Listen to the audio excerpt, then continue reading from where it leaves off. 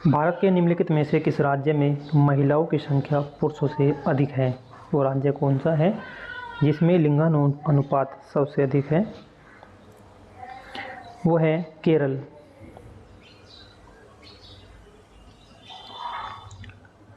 केरल एकमात्र ऐसा राज्य है जहां स्त्री पुरुषों के अनुपात से अधिक है। 2021 की जनगणना के अनुसार अनुमानित जो आंकड़े लगाए गए हैं वो 1084 महिलाओं पर 1000 पुरुष है, यानी कि महिलाओं की संख्या जो है इसमें 1000 पे 84 अधिक है। अन्य राज्यों की तुलना में अगर देखें तो पश्चिम बंगाल में 950, तमिलनाडु में 996 और कर्नाटक में 973 महिलाएं हैं 1000 पुरुषों पर, इसलिए इसका आंसर केरल है।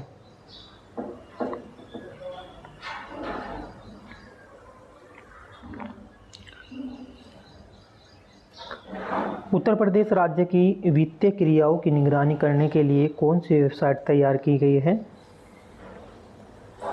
ये सभी क्वेश्चन रुआरो की परीक्षा जो हाल ही में हुई है सभी उसी संबंधित पर्सन है, उसके फैक्ट सहित इसका आंसर है।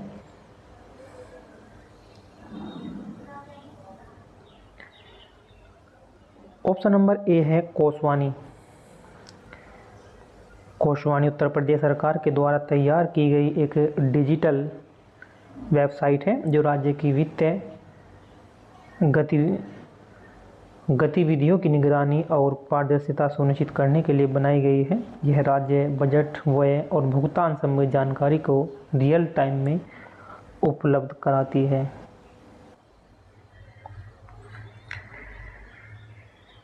नेक्स्ट क्वेश्चन ये दिया हुआ था कि शहरी ऊष्माद्वीप की जो परिकल्पना किससे संबंधित है?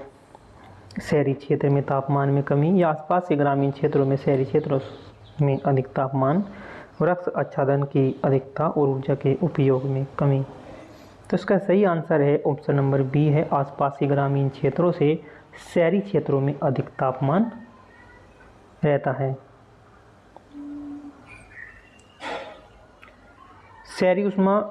शहरी ऊष्मा द्वीप जो है उस स्थिति को कहते हैं जब शहरी क्षेत्र अपने आसपास के ग्रामीण क्षेत्रों की तुलना में अधिक गर्म होते हैं।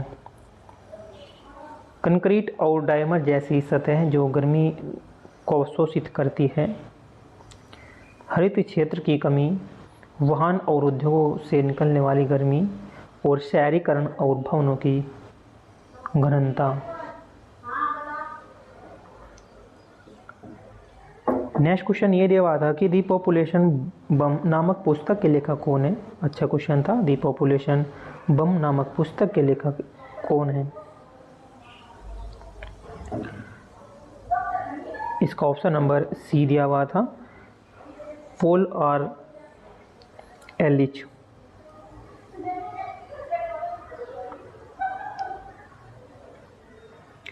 दी पॉपुलेशन बम नामक पुस्तक 1968 में पॉल आर एलिच द्वारा लिखी गई थी। यह पुस्तक जनसंख्या वृद्धि के खतरों और उसके पर्यावरणीय एवं सामाजिक प्रभाव पर केंद्रित थी। पुस्तक में चेतावनी दी गई थी कि यदि जनसंख्या वृद्धि पर नियंत्रण नहीं किया गया तो पृथ्वी पर खाद्य संकट, पर्यावरण विनाश और संसाधन की कमी जैसी समस्या उत्पन्न हो सकती है।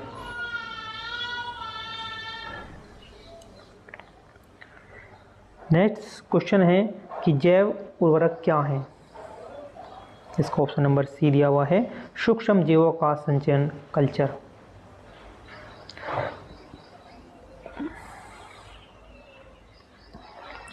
जैव उर्वरक ऐसे उर्वरक होते हैं जिसमें जीवित सूक्ष्म जीव जैसे बैक्टीरिया, कवक, शैवाल होते हैं। ये सूक्ष्म जीव मिट्टी में जाकर पौधों के लिए आवश्यक पोषक तत्वों को उपलब्ध कराने में मदद करते हैं। राइजोबियम नाइट्रोजन स्थिरीकरण के लिए जो है Azotobacter, blue green algae, Azospirillum आदि ये किसी सामाजिक खाद्य की तरह नहीं होते बल्कि जैविक एवं पर्यावरण के लिए सुरक्षित होते हैं।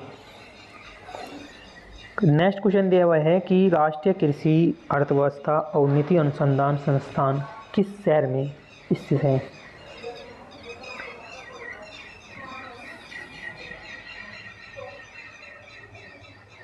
ऑप्शन नंबर इसका बी है राइट आंसर, हैदराबाद। राष्ट्रीय कृषि अर्थशास्त्र और नीति अनुसंधान संस्थान भारत सरकार के भारतीय कृषि अनुसंधान परिषद के अंतर्गत कार्य करता है और इसका मुख्यालय हैदराबाद तेलंगाना में स्थित है। यह संस्थान कृषि नीति योजना और कार्यक्रम के मूल्यांकनों के व अनुसंधान कार्य में सहायक होता है। उत्तर प्रदेश राज्य में पहली खनिज नीति कब घोषित की गई? उत्तर प्रदेश राज्य में पहली खनिज नीति कब घोषित की गई थी?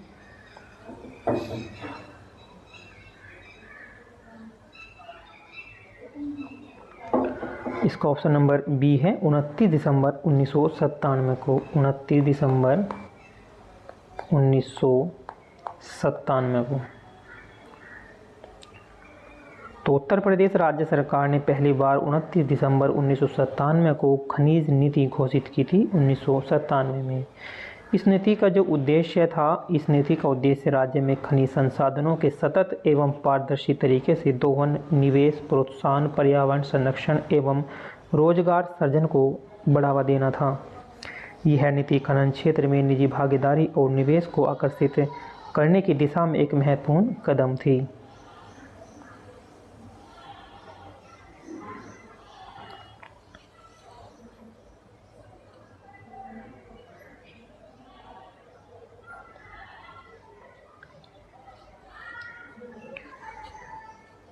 क्वेश्चन नंबर 107 दिया हुआ है कि जैव मंडल आरक्षित क्षेत्र का नाम और उसके आगे इसकी अवस्थिति यानी कि कहाँ स्थित है। तो सम्मिलित कीजिए सूची 1 और सूची 2। मानस जो है ये असम में है अवस्थित और शिवलिंबाल है यानी कि पहले का चौथा, ए का 4। और सिमलीपाल है ये ओडिशा में यानी कि बी का 3रा। अरण्यकद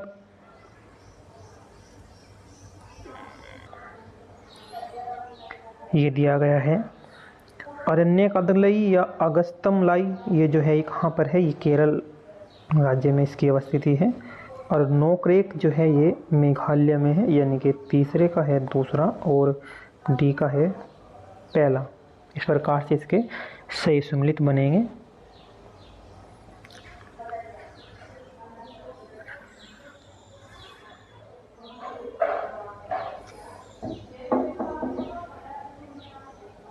इसका आंसर ऑप्शन नंबर ए है।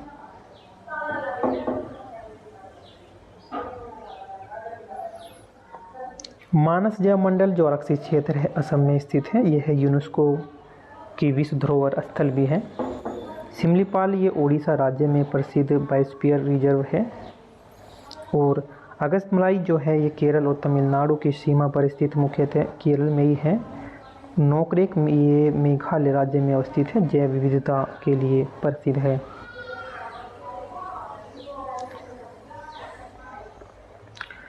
नेक्स्ट है निम्नलिखित युग्म राज्य और कोयला क्षेत्र के नाम में से कौन सा सही सम्मिलित नहीं है?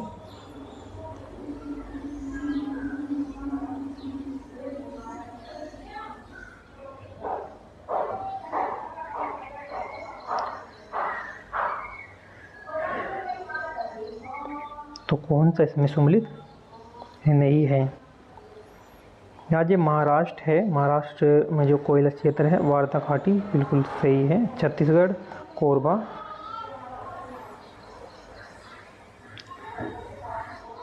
और जो उड़ीसा दिया हुआ है ये तालचर में है। मध्य प्रदेश सिंगरौली, मध्य प्रदेश। कोयला क्षेत्र वास्तव में जो है ये सिंगरौली जो है ये मध्य प्रदेश में नहीं है, ये उत्तर प्रदेश और मध्य प्रदेश की सीमा पर स्थित है। लेकिन इसमें मुख्य भाग जो है उत्तर प्रदेश के सोनभद्र जिले में आता है। उत्तर प्रदेश के उत्तर प्रदेश के सोनभद्र ज़िले में इसका ये पड़ता है, इसलिए ये आंसर है हमारा ऑप्शन नंबर सी, क्योंकि ये सही सुमेलित नहीं है।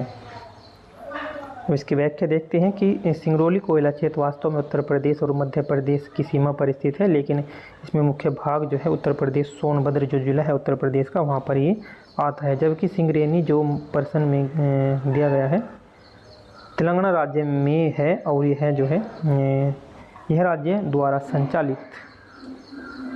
संचालित है। नेक्स्ट देखते हैं, इसमें निम्नलिखित में युग्मों में से कौन सा युग्म एक सही सुमेलित नहीं है।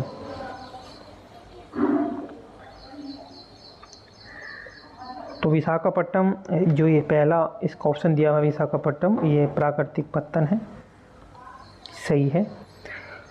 और ये जो है जो कोयला कोलकाता यह जो है गंगा नदी पर स्थित एक नदी पत्तन है, भारत का सबसे गहरा पत्तन नहीं है।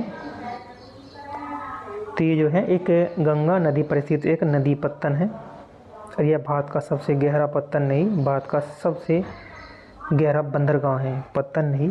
ये सबसे गहरा बंदरगाह है, तो पत्तन नहीं, इसलिए तो गलत हो गया। चेन्नई ये कृत्रिम पत्तन है, बिल्कुल सही है। और तूतीकोरिन ये मछली पत्तन है, बिल्कुल सही है।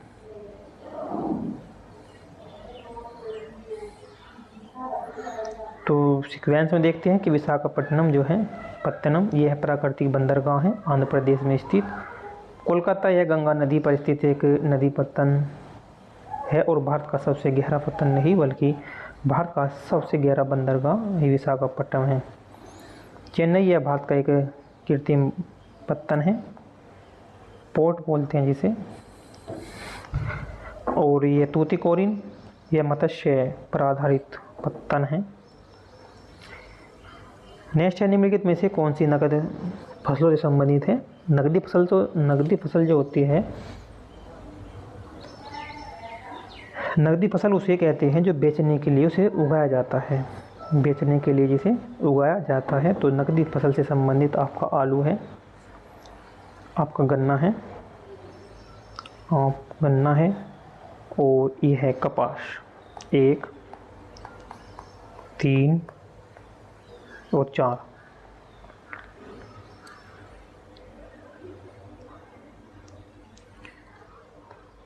आलू नकदी फसल है, धान खाद्य फसल है और नकदी नहीं है, खाद्य फसल है। और गन्ना नकदी फसल में आता है। कपास रेपसीड ये तिलहन फसल है, पर इसे व्यापक रूप से नकदी फसल में नहीं गिना जाता रेपसीड को।